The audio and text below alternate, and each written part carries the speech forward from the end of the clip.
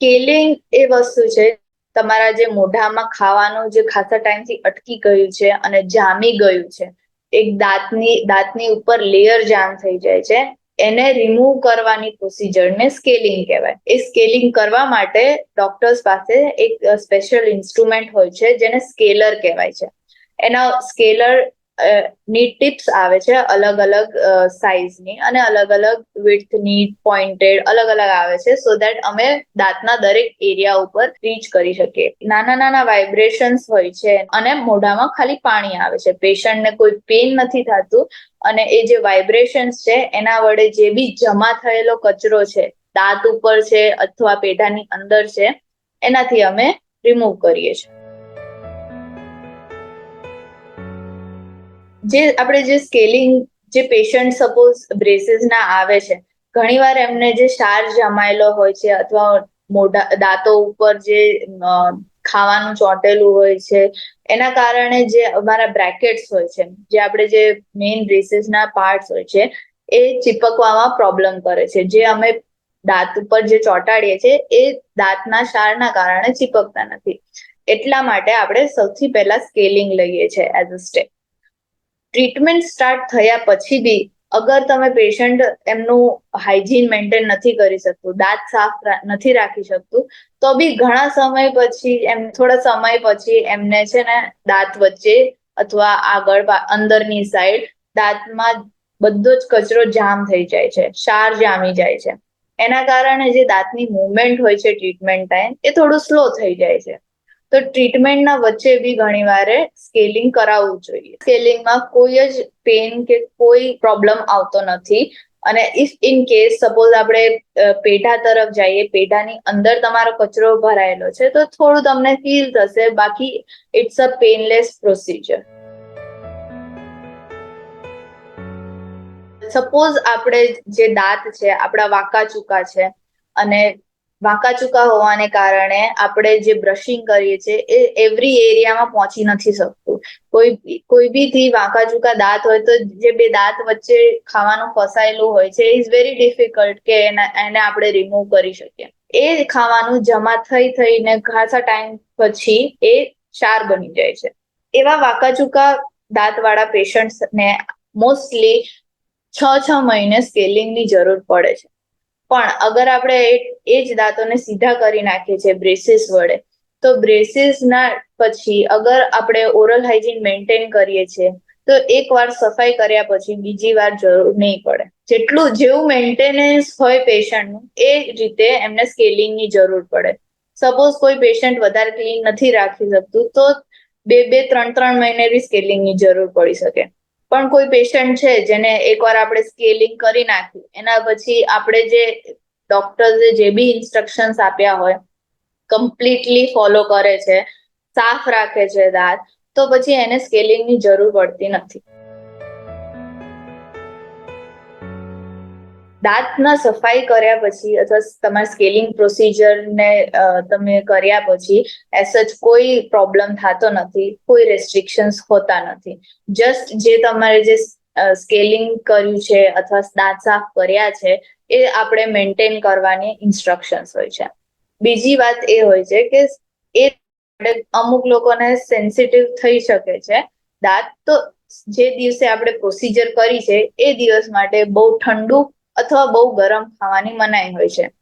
ત્યારબાદ એમને કોઈ રેસ્ટ્રિક્શન્સ નથી હોતા, કોઈ સેન્સિટિવિટી નથી થતી, એના કારણે આપણે કોઈ વધારે ઇન્સ્ટ્રક્શન્સ નથી હોતા. બસ જે આપણે જે દાંત ક્લીન કર્યા છે એ મેન્ટેન રાખવાના, અને કઈ રીતે મેન્ટેન રાખવાના ઇન્સ્ટ્રક્શન્સ આપણે આપીએ છીએ.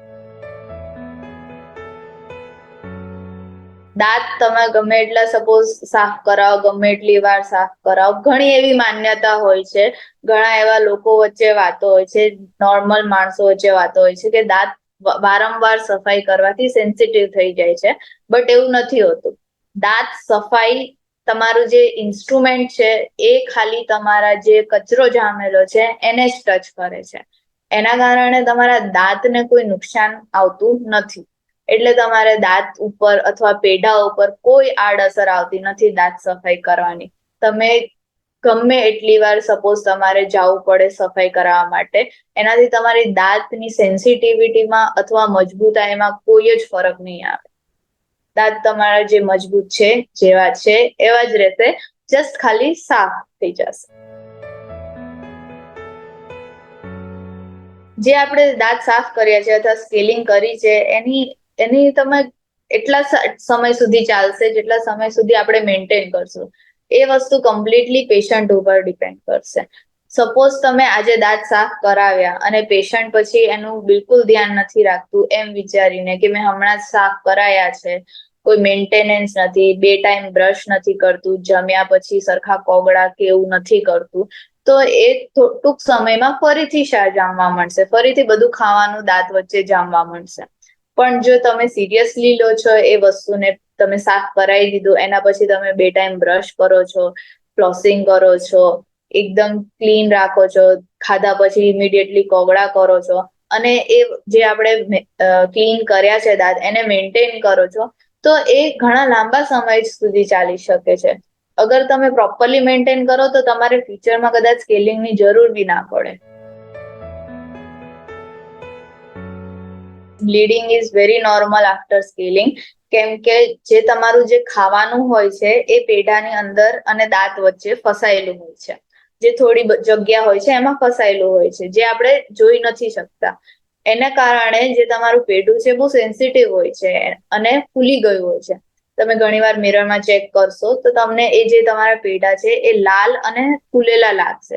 જ્યારે અમે એ સ્કેલરની ટીપથી અમે એ જે દાંત અને પેઢા વચ્ચેનો ક્ષાર અથવા જે કચરો ફસાયેલો છે એ બધો અમે કાઢીએ, ત્યારે એ જે ફૂલેલું પેઢું છે અથવા જે સોલન છે, રેડ થઈ ગયું છે, એ પેઢાને થોડી અફેક્ટ આવે છે અને ત્યાંથી બ્લીડિંગ થાય છે. એ બ્લીડિંગ તમને એ સ્કેલિંગના ટાઈમે થશે, થોડું તમને સ્કેલિંગ પછી બી જોવાની શક્યતાઓ છે.